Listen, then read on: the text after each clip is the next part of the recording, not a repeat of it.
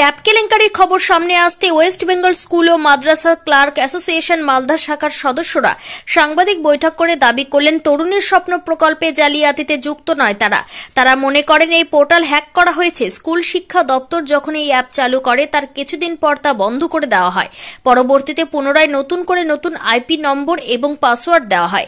সেই নিয়ম মেনে তরুণীর প্রকল্পে নাম নথিভুক্ত করা হয়। আজ এই সাংবাদিক বৈঠকের মধ্য দিয়ে তারা দাবি করে ছাত্রছাত্রীদের বাংলা শিক্ষা পোর্টালে পড়ুয়াদের অ্যাকাউন্ট নম্বরের লাস্ট আপডেট এবং আইপি অ্যাড্রেস চেক করা হোক।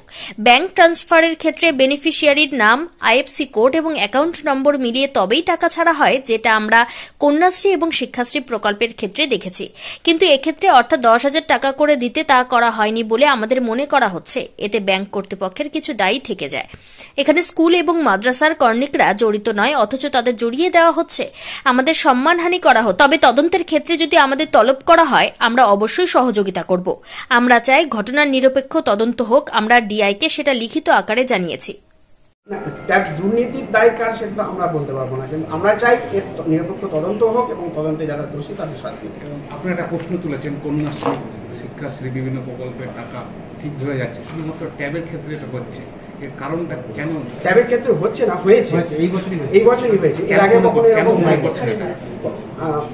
হয়েছে বলে আমাদের এই জায়গাটা আমরা এনসিকিউ ফিল করছি যে কাজটা আমরা যখন কখনো করে থাকি এবং আমরা অনেক ক্লার্ক হয়তো করি, গ্রাউন্ড লেভেলে কাজটা করি, সুতরাং আমাদের উপরে সব থেকে আগে এবং আমরা সব থেকে নিচু তলার কর্মী, ফলে উচ্চতরের কর্মী যারা আছেন তারা সব থেকে আগে হয়তো আমাদেরকে মানে আক্রমণ করছেন বা করেছেন।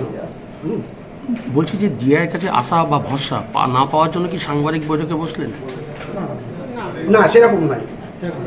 ডিআই স্যার আমাদের যথেষ্ট সহযোগিতা করেছেন, হ্যাঁ, এবং করেছেন বলেই আমি আবারও বলছি তদন্তটা চলছে। আপনাদের কোনো চাপ আছে? মানসিক একটা চাপ স্কুল লেভেলে হয়তো আছে, প্রশাসনিক লেভেল থেকে এখন কোনো কিছু চাপ নাই। পেপারে বারবার করে আপনারা কি চাইছেন? আমরা চাইছি সামাজিক যে জায়গা আমাদের যে সম্মানহানি হচ্ছে সেটা যাতে না হয়, এবং তার সাথে আর চাইছি যে সমস্ত ছাত্রছাত্রী যাদের টাকা পায়নি তারা যেন অবশ্যই টাকা পায়, সেই ব্যবস্থা যেন সরকার করে দেয়। পুলিশ তদন্তে স্যাটিসফাইড? এই মুহূর্তে বলতে পারবো না, পুলিশ তদন্ত করছে, ফলে তদন্তের জায়গা থেকে আমরা হয়তো বলতে পারবো না, কিন্তু আমরা তদন্তের সাথে আমাদের যদি কখনো ডাকা হয় নিশ্চয়ই আমরা সেই সহযোগিতা করব। তৃণমূল কংগ্রেস বা ওদের স্থানীয় নেতা